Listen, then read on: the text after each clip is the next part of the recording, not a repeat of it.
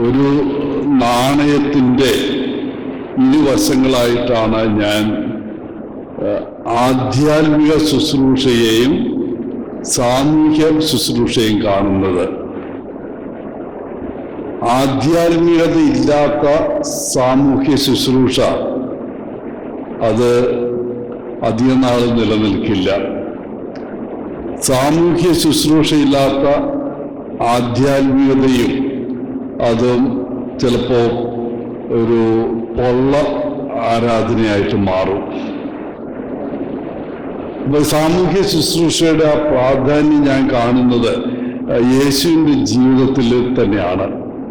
ഈ കഴിഞ്ഞ ദിവസത്തെ ഒരു സുവിശേഷ വായനയിൽ ധാരാളം ആളുകൾ യേശുവിനെ കേൾക്കാൻ ഒരു മലയിലേക്ക് കയറി ചെന്നു. ധാരാളം പേര് അവർക്ക് യേശുവിൻ്റെ വചനം കേൾക്കണം. പക്ഷേ ഒത്തിരി വൈകിയപ്പോൾ യേശുവിന് തന്നെ തോന്നി ഇവർക്ക് വിശക്കുന്നുണ്ടാവും. ശിഷ്യന്മാരോട് ചോദിക്കുന്നു, ഇവർക്ക് ആഹാരം കൊടുക്കാൻ നിങ്ങളുടെ പക്കൽ എന്തുണ്ട്? അവരപ്പോഴാണ് അതിനെക്കുറിച്ച് ചിന്തിക്കുന്നത്. 5000-ഓളം വരുന്ന ആ ജനക്കൂട്ടത്തെ കണ്ട് നമ്മുടെ പക്കൽ ഇത്രയും പേരെ തീറ്റിപ്പോറ്റാൻ എന്താ ഉള്ളത്? പിന്നെ ഒരു ബാലന്റെ കയ്യിലുണ്ടായിരുന്ന 5 അപ്പവും 2 മീനും അത് യേശുവിൻ്റെ കൈകളിലെത്തിയപ്പോൾ അവിടുന്ന് അത് 5000 പേർക്കുള്ള അപ്പവും മീനുമാക്കി മാറ്റി. ഇവിടെ കാണുന്നത് യേശുവിന് വേണമെങ്കിൽ പ്രസംഗിച്ചങ്ങ് പോകാമായിരുന്ന ആളുകളൊക്കെ ഇനി നിങ്ങൾ വീട്ടിൽ പോയിക്കോ. പക്ഷെ അവിടെ നിന്ന് കണ്ടത് ഇത്രയും നേരം എന്നോടൊപ്പം ഉണ്ടായിരുന്ന ഇവർക്ക് വിശക്കുന്നുണ്ടാകും. തീർച്ചയായിട്ടും അവരുടെ വിശപ്പ് കൂടി അതിനും ഒരു സമാധാനം കണ്ടെത്തണം. അല്ലാതെ വചനം മാത്രം പറഞ്ഞാൽ പോരാ, അവരുടെ ശാരീരികമായിട്ടുള്ള ആവശ്യങ്ങൾ നിറവേറണം.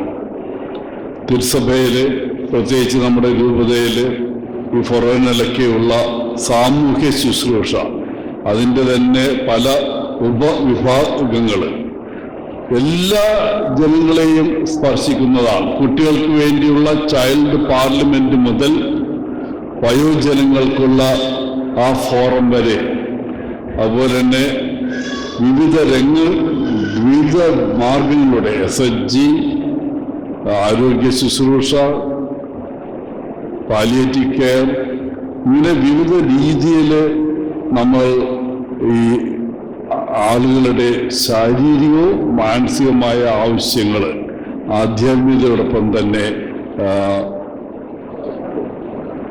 ഒരു പരിധിവരെ അതിനൊരു പരിഹാരം കാണാൻ ശ്രമിച്ചുകൊണ്ടിരിക്കുകയാണ്.